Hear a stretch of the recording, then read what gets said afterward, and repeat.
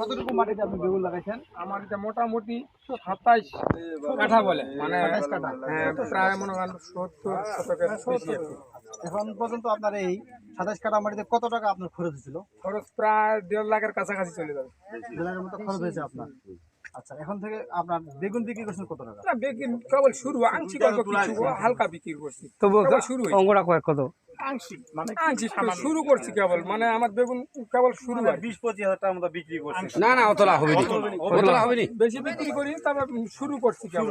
আংশিক। তবে যে আপনার কীটনাশকটা এখানে ছিটানো হয়েছে আপনি বললেন, এটাতে আপনার এই যে ক্ষেত্রে দেখুন এখন এখানে কি আর বালুগুলা, এই যে এখান থেকে আর বালুগুলা। আপনার ফসল উৎপাদন করতে পারবেন না? না না, ফসল হবে নি। উৎপাদন মনে হয় না যে হবে, আর হবে না, মনে হচ্ছে না। অর্থাৎ পুরো এই 27 কাঠা মাটি এখন বেগুন আপনার নষ্ট হয়ে গেল।